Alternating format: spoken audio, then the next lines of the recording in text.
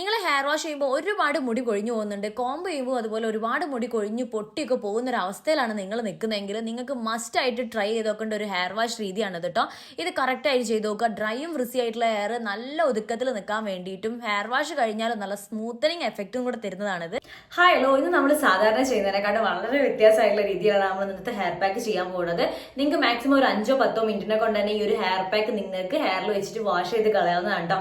കാര്യം എന്താണെന്ന് വെച്ചിട്ടുണ്ടെങ്കിൽ നമ്മൾ ഒരു പാക്ക് കാര്യങ്ങളൊക്കെ ചെയ്യുമ്പോൾ ഒരു മാക്സിമം ഒരു 30 മിനിറ്റ് 20 മിനിറ്റ് കഴിഞ്ഞിട്ട് നമ്മളത് വാഷ് ചെയ്ത് കളയാം. ഈ ഒരു ഹെയർ പാക്ക് നിങ്ങൾക്ക് സിമ്പിൾ ആയിട്ട് ചെയ്യാനും പറ്റും. അതുപോലെ തന്നെ മാക്സിമം ഹെയറിൽ വാഷ് ചെയ്യുന്ന ഒരു ടൈം മാത്രമേ നിങ്ങൾക്ക് ഇത് എടുക്കുള്ളൂ. ഈ ഒരു ഹെയർ പാക്ക് നിങ്ങൾക്ക് ഉപയോഗിക്കുമ്പോഴുള്ള എളുപ്പം എന്താണെന്ന് വെച്ചിട്ടുണ്ടെങ്കിൽ ഭയങ്കര ഡ്രൈ ആയിട്ടും ഫ്രിസി ആയിട്ടുള്ള ഹെയർ ആണെങ്കിൽ ഇനി ഈ ചെറുത്ത് നിൽക്കുന്ന ഒരു പ്രശ്നം ഉണ്ടാവില്ലേ, നമ്മൾ ഉണങ്ങി കഴിഞ്ഞാൽ നമ്മുടെ മുടിയുടെ ടെക്സ്ചർ അങ്ങ് മാറും. ഈ ഒരു മാറ്റം നിങ്ങൾക്ക് നല്ല സ്മൂത്തനായിട്ട് നിന്നിട്ടുണ്ടെങ്കിൽ എങ്ങനെ ഉണ്ടാവും, ആ ഒരു എഫക്റ്റ് കിട്ടുന്ന ഒരു ഹെയർ പാക്ക് കൂടിയാണ്. അതുപോലെ തന്നെ നിങ്ങളെ സ്കാൽപ്പും ഹെയറും ആണെങ്കിൽ നല്ല അടിപൊളിയായിട്ടും ഹെൽത്തി ആയിട്ട് നിൽക്കാൻ വേണ്ടി ഹെൽപ്പ് ചെയ്യുന്ന ഒരു മാസ്കും കൂടിയാണ് കേട്ടോ. ഇതെങ്ങനെ ചെയ്യേണ്ടത് നോക്കാം. ഞാൻ കൂടുതൽ അങ്ങനെ വലിച്ചു നീട്ടുന്നില്ല, അത് നമ്മളെ വീഡിയോയിലേക്ക് കിടക്കാം. അതിന് മുന്നേ നമ്മൾ ഈ ചാനലിലേക്കുന്ന എല്ലാ പുതിയ മെമ്പേഴ്സിനും ഹാപ്പി ടു വെൽക്കം ഫാമിലി. ഞാൻ പറഞ്ഞ ഏതെങ്കിലും ഒരു കാര്യം നിങ്ങൾക്ക് യൂസ്ഫുൾ ആവണമെങ്കിൽ നമ്മുടെ ചാനൽ സബ്സ്ക്രൈബ് ചെയ്ത് സപ്പോർട്ട് ചെയ്തേക്കുക. അതുപോലെ തന്നെ നിങ്ങൾക്ക് ഈ ഒരു വീഡിയോ ഇഷ്ടപ്പെട്ടെങ്കിൽ ലൈക്ക് ചെയ്യാം. അപ്പോൾ ഈ ഒരു ഹെയർ വാഷ് ചെയ്തെടുക്കാൻ വേണ്ടി നമുക്ക് ആദ്യം തന്നെ വേണ്ടത് തേങ്ങാപ്പാലാണ്. നിങ്ങൾ ഒരു മുറിയോ അല്ലെങ്കിൽ നിങ്ങൾക്ക് എത്രയാണോ ഹെയർ വാഷ് ചെയ്യാൻ വേണ്ടി ഒരു ഷാമ്പു ക്വാണ്ടിറ്റി എടുക്കണം അതിനനുസരിച്ച് തേങ്ങാപ്പാൽ എടുക്കുക. തേങ്ങ ചിരകി ഫസ്റ്റ് പാൽ തന്നെ എടുക്കുക കേട്ടോ. അതിൽ വെള്ളം മിക്സ് ഒന്നും ചെയ്യേണ്ട. എന്നിട്ട് നമ്മളെ ജാറിലേക്ക് ഇത് ഒഴിക്കുക.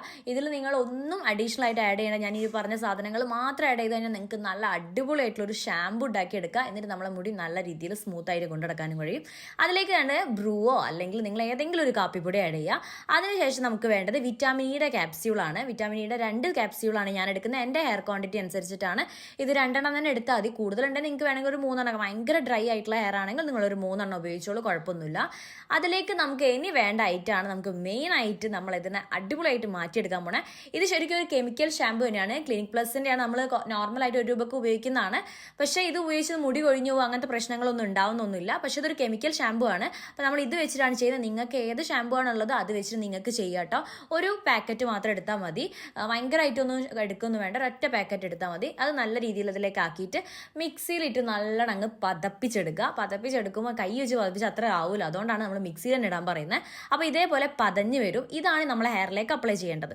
ഇത് നമ്മൾ ഹെയർ നല്ല രീതിയിൽ വാഷ് ചെയ്യുക, എന്നിട്ട് വേണം അപ്ലൈ ചെയ്യാൻ വേണ്ടി. നമ്മൾ ഷാമ്പൂ ഒക്കെ ഉപയോഗിക്കുന്ന പോലെ തന്നെ അപ്ലൈ ചെയ്യുക. നിങ്ങൾ ഒരു ബ്രൂ ഒക്കെ എടുക്കുകയാണെങ്കിൽ നിങ്ങൾക്ക് അത്ര ഒരു പൊടി ഉണ്ടാവില്ല. നമ്മൾ സാധാ കാപ്പിപ്പൊടിയൊക്കെ എടുക്കുമ്പോൾ ചെറിയ തരി ഉണ്ടാവും. അപ്പോൾ ഞാൻ അതേപോലെ തന്നെയാണ്, കുറച്ച് തരി ഉണ്ട്. അപ്പോൾ ഹെയർ വാഷ് ചെയ്ത് കഴിഞ്ഞിട്ട് ഉപയോഗിക്കുക. ഇത് നമ്മളെ ഡ്രൈയും ഫ്രിസി ആയിട്ടുള്ള ഹെയർ ഭയങ്കര മാനേജബിൾ ആയിട്ട് നിൽക്കാൻ വേണ്ടി ഹെൽപ്പ് ചെയ്യും. അതുപോലെ തന്നെ ഈ ഒരു തേങ്ങാപ്പാൽ ഉപയോഗിക്കുമ്പോൾ തന്നെ നമുക്കൊരു കുറച്ചൊരു ഓയിലി എഫക്റ്റും കൂടെ തരും. പക്ഷേ ഒട്ടി പോകുന്ന രീതിയിലല്ല, അതുകൊണ്ടാണ് നമ്മൾ ഷാമ്പു ഉപയോഗിക്കുന്നത്. ഇത് നിങ്ങൾക്ക് നല്ല രീതിയിൽ ഹെയർ ഫോൾ കുറയ്ക്കും. അതുപോലെ തന്നെ നിങ്ങൾക്ക് മുടി നല്ല രീതിയിൽ പൊഴിഞ്ഞ് ഊർന്ന് പൊട്ടിപ്പോകുന്ന ഒരു അവസ്ഥയൊക്കെ ആണെങ്കിൽ നിങ്ങൾക്ക് നല്ല രീതിയിൽ കുറയ്ക്കാൻ വേണ്ടി ഹെൽപ്പ് ചെയ്യുന്ന കേട്ടോ. നമ്മൾ ഹെയർ വാഷ് ചെയ്തതിന് ശേഷം ഈ രീതിയിൽ അത് അപ്ലൈ ചെയ്യുക. ഇങ്ങനെ മസാജ് ചെയ്യണമെന്ന് അങ്ങനെ ഒന്നുമില്ല. നമ്മൾ നോർമലായിട്ട് ചെയ്യുന്ന പോലെ ഹെയർ വാഷ് ചെയ്യുക. നിങ്ങളിത് ഉണങ്ങി കഴിഞ്ഞിട്ടുണ്ടെങ്കിൽ നമ്മളെ മുടി നമ്മൾ വിചാരിച്ച പോലെ ഒന്നും ആയിരിക്കില്ല, ഭയങ്കര സൂപ്പറായിട്ട് നിൽക്കും കേട്ടോ. നിങ്ങൾ എന്തായാലും ട്രൈ ചെയ്ത് നോക്കേണ്ട ഒരു കാര്യമാണ്. ഡ്രൈയും ഫ്രിസി ആയിട്ടുള്ള ഹെയർ നിങ്ങൾക്ക് പുറത്ത് പോകുമ്പോൾ മാനേജബിൾ ആയിട്ട് നിൽക്കുന്നില്ല അല്ലെങ്കിൽ ഒതുങ്ങി നിൽക്കുന്നില്ല എന്നൊരു പ്രശ്നം നേരിടുന്ന ആളുകളാണെങ്കിൽ നിങ്ങൾ എന്തായാലും ഇത് ട്രൈ ചെയ്ത് നോക്കുക. അപ്പോൾ പാക്കൊക്കെ ഇട്ടിട്ട് കുറേ ടൈം സ്പെൻഡ് ചെയ്യാനൊന്നും പറ്റാത്ത ആളുകൾ ഇത് എന്തായാലും നിങ്ങൾക്ക് ട്രൈ ചെയ്ത് നോക്കാൻ പറ്റുന്നതാണ്. നിങ്ങളെ മുടി ഭയങ്കര സ്മൂത്ത് ആയിട്ടും സോഫ്റ്റ് ആയിട്ടും നിൽക്കും.